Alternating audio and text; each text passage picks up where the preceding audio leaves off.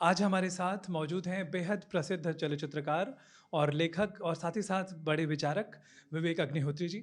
मैं आपका स्वागत करता हूं और मैं आपसे ये जानना चाहूँगा कि अंतर्राष्ट्रीय लघु चलचित्र महोत्सव जो कि संस्कृत पर आधारित है, जी। तो आपके पिताजी भी संस्कृत से संबंधित रहे हैं, बड़े विद्वान हैं। तो मैं जानना चाहूँगा कि आपको कैसा अनुभव लगा कि संस्कृत का भविष्य, संस्कृत का मूवी जो बन रही है संस्कृत की, वो उसका भविष्य आप क्या देखते हैं?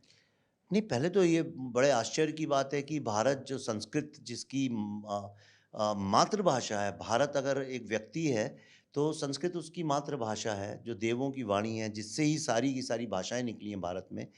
उस भाषा को हमने क्यों इग्नोर कर दिया, ये मुझे नहीं पता एक तो। पर दुर्भाग्य की बात है।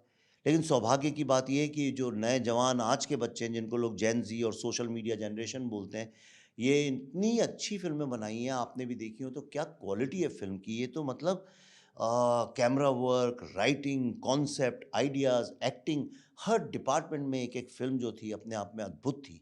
और इससे मुझे बहुत कॉन्फिडेंस भी आया, भरोसा आया है कि अगर हम संस्कृत में देखिए, मैं तेलुगु फ़िल्में भी देखता हूँ, तमिल भी देखता हूँ, नीचे उसमें लिखा होता है सबटाइटल्स और मैं देखता हूँ, फ्रेंच भी देखता हूँ, तो मुझे कोई प्रॉब्लम नहीं है। लेकिन अगर आपको संस्कृत में कोई अच्छा सब्जेक्ट आ रहा है, तो वो तो बहुत कमाल हो जाएगा और आधे से अधिक तो समझ में भी आती है लोगों को।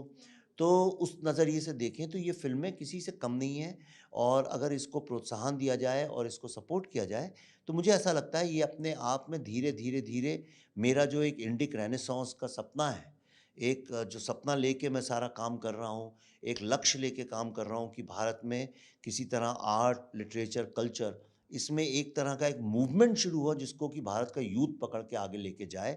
ये जो मेरा एक सपना है उसमें ये एक बहुत बड़ा कदम है और मैंने ऐसा निश्चय किया है कि मैं इसको पूरी तरह से हर लेवल पे इसको सपोर्ट करूँगा और आगे-आगे आप देखेंगे 1 साल में हम इसके लिए क्या करते हैं। पर it was a great experience. आपने कहा कि बड़े फलक पर इसे प्रस्तुत करना होगा, आपकी परियोजनाएँ भी हैं। तो कुछ मूवीज़ जो कि धर्म पर मतलब कम बनाते हैं लोग, अध्यात्म पर कम बनाते हैं, राजनीति पर बनाते हैं, कुछ विचारोत्तेजक चीज़ों पर बनाते हैं। तो कुछ वैसी कुछ थीम आपके मन में होगी कि संस्कृत पर आधारित, क्या केवल मानवीय सरोकार ही दिखाएँगे या फिर जैसे राम मंदिर जैसी चीज़ें या जो लोगों को जोड़ती हैं संस्कृति से देखिए, कुछ? राम मंदिर का संस्कृत से कोई वास्ता नहीं है, वो भक्ति की चीज़ है। ठीक है? संस्कृत में वर्ल्ड की जो सबसे अच्छी फ़िलॉसफ़ीज़ हैं, जो मेडिकल साइंस है, जो हमारा योगा, हमारा जो आयुर्वेदा जो है, जो हमारा पूरा सात्विक का कॉन्सेप्ट है, जो हमारी ग्रामर है, नाट्य शास्त्र है, साहित्य है, दर्शन है, ये सारी की सारी जो चीज़ें हैं, ये संस्कृत से ही निकली हैं जी। और संस्कृत उसकी मूल भाषा है। तो इसको भक्ति से ना जोड़ें। सबसे पहले भारत में लोगों की सबसे बड़ी प्रॉब्लम ये हर चीज़ को भक्ति से जोड़ देते हैं और जहाँ आपने भक्ति से जोड़ा, उसमें राजनीति इन्वॉल्व हो जाती है। मैं चाहता हूँ संस्कृत से राजनीति बहुत दूर रहे। ठीक है? संस्कृत में अगर राजनीति जुड़ गई, तो उसका भी वही हाल होगा जो कि उर्दू, तमिल, मराठी इन लैंग्वेजेज़ का होता है, लोग लड़ेंगे आपस में। तो संस्कृत को हम अपनी धरोहर मान के किनारे रखते हैं और संस्कृत को हम मानवीय सोच और मानवीय कलात्मक जो एक्सप्रेशन है, उसकी हम इसको ईश्वर मान के चलें, कि भई ये उसकी मदर ऑफ ऑल लैंग्वेजेज़ है एक्सप्रेशन की। और वहाँ पकड़ के अगर हम इसमें देखिए सारा का सारा नाट्यशास्त्र जिसके कारण आज फ़िल्में हैं, वो तो संस्कृत में ही है ना। तो ये उसको पकड़ के अगर हम चलें और अगर ये संस्कृत लैंग्वेज की फ़िल्मों का फेस्टिवल धीरे-धीरे चला, कल को इन फ़िल्मों में कोई अच्छे बड़े नामचीन एक्टर काम कर लेंगे। हो सकता है वो फ़िल्म का कॉन्सेप्ट इतना अच्छा हो चल जाए। ये भी संभव है कि कुछ लोग पैसा लगाने को तैयार हो जाएँ। क्या पता बहुत बड़े-बड़े दुनिया की क्रांतियाँ बहुत छोटे-छोटे चीज़ों से हुई है।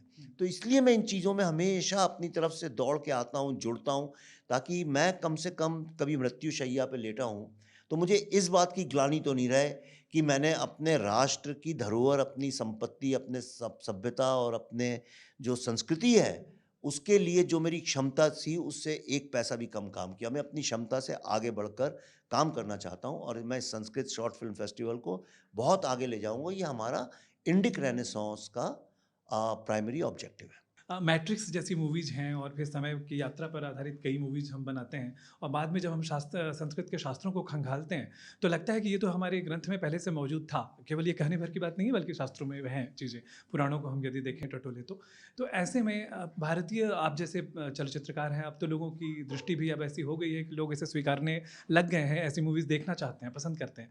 तो ऐसी मूवीज़ कब तक, आपने परियोजना की बात की, लेकिन मैं आपसे मतलब और भी विशेष डूब कर ये जानना चाहता हूँ कि कब तक इस तरह की मूवीज़ आएँगी प्रेम नहीं, और सही जी। आप देखिए, भारत विश्व का चिंतन और मनन है। हम विश्व का मस्तिष्क हैं, ओके? हम विश्व का ज्ञान केंद्र हैं।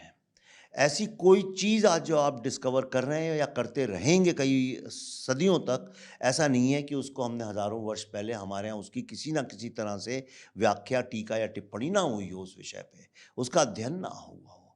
ये संभव ही नहीं है। आप मुझसे कोई भी विषय उठा लीजिए, उस पे कहीं न कहीं आपको कुछ न कुछ मिल जाएगा। हो सकता है अधूरा हो सकता है कि बिल्कुल परिपक्व ना हो, लेकिन वो विचार मौलिक हमारे यहाँ उपलब्ध हैं। तो हमें विश्व में कहीं झाँकने की ज़रूरत नहीं है। मेरी कोशिश रहती है कि मैं आज की जो जनरेशन है, जो कॉन्वेंट में माँ-बाप पढ़ाते हैं, अंग्रेजी वाली जो जनरेशन है, उस तक बात पहुँचाऊँ, तो कुछ फ़र्क नहीं पड़ता संस्कृत में बोल के पहुँचाऊँ, इंग्लिश, हिंदी में, लेकिन अपनी फ़िल्मों के माध्यम से मेरी कोशिश रहती है, रहेगी भी। और मेरे से अगर व्यक्तिगत सवाल है, तो इसके बाद मैं महाभारत बना रहा हूँ। अच्छा, जी। तो मेरे दिमाग में आज इस इतने अद्भुत फेस्टिवल के बाद यही चल रहा है, क्या उसको हम लोग 2-3 लैंग्वेज में कर रहे हैं, क्या एक लैंग्वेज संस्कृत कर दें उसकी? तो कितना बड़ा देखिए उसके साथ एक न्याय होगा महाभारत के साथ, उसका एक मूल्यांकन जो हम कभी नहीं कर पाए, फ़िल्म के में अगर संस्कृत में होगा तो शायद वो सही तरीके से व्यक्त हो सके। कम लोग देखेंगे, तो क्या हुआ? क्या तो बाज़ार में जाते हैं तो जो नॉवेल्स होते हैं बहुत बिकते हैं, गीता कम बिकती है, तो क्या गीता बेचना छोड़ दें क्या? तो ऐसा मेरा विचार है। ठीक है, धन्यवाद। बहुत-बहुत धन्यवाद सर।